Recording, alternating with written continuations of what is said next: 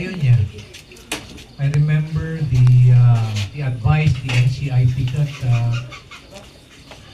and this is also the same advice given by the legal and DNR nga kailangan tayo tutulong kay Solgen, Solicitor General. Kailangan kasuhan nyo yung Kiwas family for the cancellation of the county. Kasi dyan tinakita na nga solusyon. But you have to organize yourself. Agur-uray the NCIP, yung well-organized nga ko ayo. The association nyo apo. So in short, the ball is in your court. Mabaling yung no, ay dati maitulong mi kanyayo, let us know. Sabihin nyo sa amin how to organize yourself. Sabihin nyo sa amin so that we will help you. Pero it's been almost 1 year na nagtutungtong tayo di. Still, there's waiting for you to organize yourself. Apo.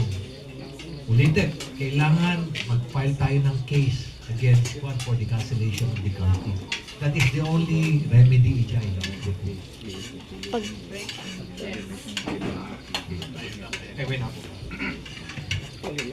Layunak kayo na ipagan ni Papo ninyo. Ita Upper San Carlos High.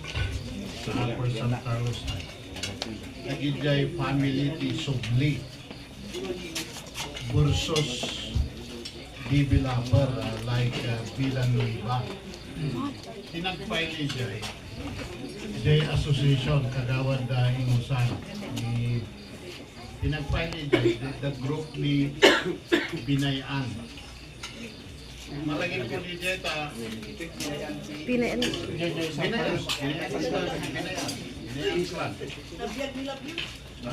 Maragip po na dyan. Oh, Lubinder. Maragip po na dyan. Barbaroa nga abogado idi 1996 na i-file me na dyan. But tinag-file dyan, it is the Solicitor General. Intod ni amin lagi dyan dokumento. Iso nga, kasalamat lang na ita, siyempre, Republic of the Philippines, the complainant dita, versus so nga, i-provide nyo lang ijay in CIP, dapat in CIP, no? Ang kayan in CIP, tayo sulas ng ito dito, no? Ora tinang ito, tisublimot ka, dinar tinang ito, apay nga isudamot, tinang pakansel ka, meritorious magbida. Iso nga DIT, nadalo niyo, so